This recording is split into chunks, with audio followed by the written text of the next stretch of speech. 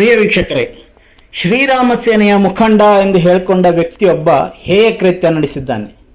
ಹೇಳೋದು ರಾಮಕೃಷ್ಣರ ಹೆಸರು, ಮಾಡೋದು ನೀತಿಗೆಟ್ಟ ಕೆಲಸ. ಇದು ಹಾಸನ ಜಿಲ್ಲೆಯ ಸಕಲೇಶಪುರ ತಾಲೂಕಿನಲ್ಲಿ ಬಯಲಾಗಿರುವಂತಹ ಘಟನೆ.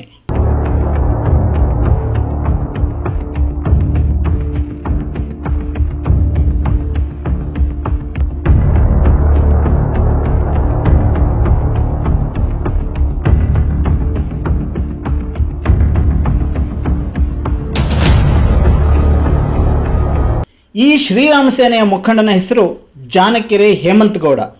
ಭಾರಿ ಸಂಭಾವಿತನಂತೆ ಪೋಸ್ ಕೊಡೋ ಈತ ಮಾಡಿರೋದು ಅಮಾನವೀಯ ಕೆಲಸ. ಧರ್ಮದ ಹೆಸರಲ್ಲಿ ರಾಜಕೀಯ ಮಾಡುವಂತಹ ಈ ದುಷ್ಟ 13 ವರ್ಷದ ಅಪ್ರಾಪ್ತ ಬಾಲಕ ಒಬ್ಬನನ್ನು ಕಿಡ್ನಾಪ್ ಮಾಡಿಕೊಂಡು ತನ್ನ ತೋಟದಲ್ಲಿ ಶೋಷಣೆ ನಡೆಸಿದ್ದಾನೆ. ಕಳೆದ ಜನವರಿ ತಿಂಗಳ 6ನೇ ತಾರೀಕು ಹಾಸನ ತಾಲೂಕಿನ ಒಂದು ಹಳ್ಳಿಯಿಂದ ಬಾಲಕನೊಬ್ಬ ನಾಪತ್ತೆಯಾಗಿರ್ತಾನೆ. ಆ 13 ವರ್ಷದ ಬಾಲಕನ ತಂದೆ ತಾಯಿ ತಮ್ಮ ಮಗ ಕಾಣೆಯಾದಾಗ ಗಾಬರಿ ಆಗ್ತಾರೆ. ಹಾಸನ ಟೌನ್ ಪೊಲೀಸ್ ಸ್ಟೇಷನ್ನಲ್ಲಿ ದೂರು ದಾಖಲಿಸ್ತಾರೆ. ಆದರೆ 2 ತಿಂಗಳಾದರೂ ಆ ಬಾಲಕ ಪತ್ತೆ ಆಗಿರೋದಿಲ್ಲ. ಪೋಷಕರು ಎಲ್ಲ ಕಡೆ ಹುಡುಕಿದ್ರು ತಮ್ಮ ಮಗನ ಸುಳಿವೆ ಸಿಕ್ಕಿರೋದಿಲ್ಲ. ನಿನ್ನೆ ಅಂದರೆ ಮಾರ್ಚ್ 4ನೇ ತಾರೀಕು ಮೈಸೂರಿನ ಒಡನಾಡಿ ಸಂಸ್ಥೆಯ ಪರಶು ಮತ್ತು ಸ್ಟ್ಯಾನ್ಲಿಯವರು ಹಾಸನ ಜಿಲ್ಲಾ ಮಕ್ಕಳ ರಕ್ಷಣಾ ಅಧಿಕಾರಿಗಳೊಂದಿಗೆ ಸೇರಿಕೊಂಡು ಸಕಲೇಶಪುರದ ಜಾನಕೆರೆ ಹೇಮಂತ್ ಗೌಡ ಅವರ ತೋಟಕ್ಕೆ ಹೋದಾಗ ಅಲ್ಲಿ ಅದೇ ಬಾಲಕ ತೋಟದಲ್ಲಿ ಬಾಲಕಾರ್ಮಿಕನಾಗಿ ಕೆಲಸ ಮಾಡ್ತಿರೋದನ್ನು ಕಾಣ್ತಾರೆ. ಕೂಡಲೇ ಒಡನಾಡಿ ಸಂಸ್ಥೆಯ ಸಹಕಾರದೊಂದಿಗೆ ಅಧಿಕಾರಿಗಳು ಆ ಬಾಲಕನನ್ನು ರಕ್ಷಿಸ್ತಾರೆ. ಈ ತೋಟದಲ್ಲಿ ಬಾಲಕನ ಮೇಲೆ ನಡೆಯುತ್ತಿದ್ದ ಶೋಷಣೆ ದೌರ್ಜನ್ಯವನ್ನು ನೋಡಿದ ಒಬ್ಬರು ಕೆಲವು ದಿನಗಳ ಹಿಂದೆ ಮೈಸೂರಿನ ಒಡನಾಡಿಯವರನ್ನು ಸಂಪರ್ಕಿಸ್ತಾರೆ. ಯಾಕೆ ಅಂದರೆ ರಾಜ್ಯದಲ್ಲಿ ಎಲ್ಲೇ ಮಕ್ಕಳ ಮೇಲೆ ದೌರ್ಜನ್ಯ ದಬ್ಬಾಳಿಕೆ ನಡೆಯಲಿ, ಅಪ್ರಾಪ್ತ ವಯಸ್ಸಿನ ಮಕ್ಕಳ ರಕ್ಷಣೆಯಲ್ಲಿ ಒಡನಾಡಿ ಸಂಸ್ಥೆ ಹೆಸರು ನಂಬರ್ 1. ಇದು ಇಡೀ ರಾಜ್ಯಕ್ಕೆ ತಿಳಿದ ಸಂಗತಿ. ಈ ಹಿನ್ನೆಲೆಯಲ್ಲಿ ಅವರು ಸಂಪರ್ಕಿಸಿದ ನಂತರ ಒಡನಾಡಿ ಸಂಸ್ಥೆ ಅಧಿಕಾರಿಗಳನ್ನು ಸಂಪರ್ಕ ಮಾಡಿ ಸ್ಥಳಕ್ಕೆ ಧಾವಿಸಿದೆ. ಹಾಗಿದ್ರೆ ಈ ಬಾಲಕನನ್ನು ಶ್ರೀರಾಮ ಸೇನೆಯ ಅಧ್ಯಕ್ಷ ಹೇಮಂತ್ ಗೌಡ ಹೇಗೆ ಎತ್ಕೊಂಡು ಹೋಗಿದ್ದ ಮತ್ತು ಅವನ ಬಳಿ ಏನು ಕೆಲಸ ಮಾಡ್ತಾ ಇದ್ದ, ಅವನನ್ನು ಹೇಗೆ ನಡೆಸ್ಕೊಂಡಿದ್ದ, ಈ ಎಲ್ಲ ವಿಷಯಗಳನ್ನ ಒಡನಾಡಿ ಸಂಸ್ಥೆಯ ಮುಖಂಡರಾದ ಪರಶು ಅವರು ನಮ್ಮ ಜೊತೆ ಮಾತಾಡಿರುವ ಈ ಆಡಿಯೋ ಕೇಳಿಸ್ಕೊಳ್ಳಿ. ಅದು ನಾವು ಓಕೆ ಹಾಸನ ಅಂತಾನೆ ಹೇಳ್ಕೊಳ್ಳಿ, ಕಂಪ್ಲೇಂಟ್ ಲಾಡ್ಜ್ ಆಗುತ್ತೆ.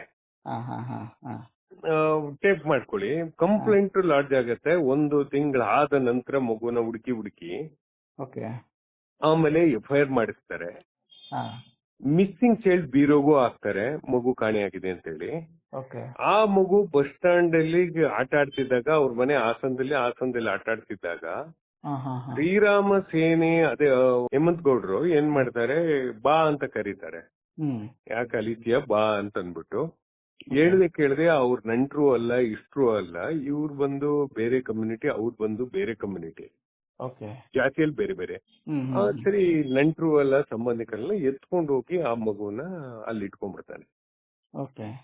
ಮಗು ತನ್ನ ಜೀಪ್ ಅಲ್ಲಿ ಶ್ರೀರಾಮ್ ಸೇನೆಯ ಜೀಪ್ ಒಳಗಡೆ ಬಾಟ್ಲು ತುಂಬಾ ಮಧ್ಯ ಇರ್ತದೆ. ಆ ಮಗುಗೆ ಮಲ್ಕೊಳ್ಳಿಕ್ಕೆ ಎಲ್ಲೂ ಮನೇಲಿ ಜಾಗ ಕೊಡಲ್ಲ, ಜೀಪಲ್ಲೇ ಮಲ್ಕೋಬೇಕು ಡೈಲಿ. ಯಾಕೆ ಜೀಪಲ್ಲಿ ಮಲ್ಕೋಬೇಕು ಅಂತ ಹೇಳಿದ್ರೆ, ಇಡೀ ತೋಟಕ್ಕೆ 30 ಎಕರೆ ತೋಟಕ್ಕೆ, ಕಾಫಿ ತೋಟಕ್ಕೆ ಕರೆಂಟ್ ಮಧ್ಯರಾತ್ರಿ 11 ಗಂಟೆಗೂ ಕೊಡ್ತಾರೆ. ಆಗ ಆ ನೀರು ಬಂದು ಜೀಪಿನ ಗ್ಲಾಸಿಗೆ ಹೊಡೆದ್ರೆ ಇವನು ಎದ್ದು ಜೆಟ್ ಪೈಪ್ಗಳನ್ನ ಕಟ್ಟಬೇಕಾಗಿರುತ್ತೆ. ಕೇಳಿದ್ರಲ್ಲ, ತನ್ನ ತೋಟದಲ್ಲಿ ಬಾಲಕನನ್ನ ಕೊಟ್ಟಿಗೆಗಿಂತಲೂ ಕಡೆಯಾದಂಥ ಜಾಗದಲ್ಲಿ ಇಟ್ಟು ಹಗಲು ರಾತ್ರಿ ತೋಟದ ಕೆಲಸ ಮಾಡಿಸ್ತಿದ್ದ ಈ ಶ್ರೀರಾಮ ಸೇನೆಯ ಮುಖಂಡ ಅಂತ ಅಧಿಕಾರಿಗಳಿಗೆ ತಿಳಿದು ಬಂದಿದೆ. ಅಷ್ಟೇ ಅಲ್ಲ, ಅಪ್ರಾಪ್ತ ಬಾಲಕನ ಕೈಯಲ್ಲಿ ಮನೆ ಕೆಲಸ, ಅಡಿಗೆ ಕೆಲಸವನ್ನು ಮಾಡಿಸ್ತಾ ಇದ್ದ, ದನ ಕರುಗಳನ್ನ ಮೇಯಿಸ್ತಾ ಇದ್ದ, ತೋಟಕ್ಕೆ ನೀರು ಹಾಯಿಸಲು ಪೈಪ್ ಜೋಡಿಸೋ ಕೆಲಸವನ್ನ ಕೂಡ ಈ ಸೋಕಾಲ್ಡ್ ಧರ್ಮರಕ್ಷಕ ಆ ಒಂದು ಬಾಲಕನ ಬಳಿ ಮಾಡಿಸ್ತಾ ಇದ್ದ. ಪ್ರಿಯ ವೀಕ್ಷಕರೇ, ಈ ವಿವರಣೆಗಳನ್ನ ಕೇಳಿದ ಮೇಲೆ ನಿಜಕ್ಕೂ ಇವರು ಮನುಷ್ಯರ ಅಥವಾ ನರರೂಪದ ಪಿಶಾಚಗಳ ಅನ್ನೋ ಪ್ರಶ್ನೆ ಕಾಡ್ತದೆ. ಮನುಷ್ಯರಾದವರು ಯಾರು ಇಂತಹ ನೀಚ ಮಟ್ಟಕ್ಕೆ ಇಳಿಯೋದಿಲ್ಲ. ತೋಟದಲ್ಲಿ ಕೆಲಸ ಮಾಡೋದಕ್ಕೆ ಕಾರ್ಮಿಕರನ್ನ ನೇಮಿಸಿಕೊಳ್ಳೋದಕ್ಕೆ ಇವ್ರಿಗೆ ಏನು ದಾಡಿ? ಇಲ್ಲಿ ನಮಗೆ ಕಾಣೋದು ಇವರ ಒಂದು ವಿಕೃತ ಮನಸ್ಸು. ಈಗ ಒಡನಾಡಿ ಸಂಸ್ಥೆ ಮತ್ತು ಅಧಿಕಾರಿಗಳು ಬಾಲಕನನ್ನ ರಕ್ಷಿಸಿ ಅವನ ಪೋಷಕರಿಗೆ ಒಪ್ಪಿಸಿದ್ದಾರೆ. ಶ್ರೀರಾಮ ಸೇನೆಯ ಮುಖಂಡ ಜಾನಕೆರೆ ಹೇಮಂತ್ ಗೌಡನ ಮೇಲೆ FIR ಆಗಿದೆ.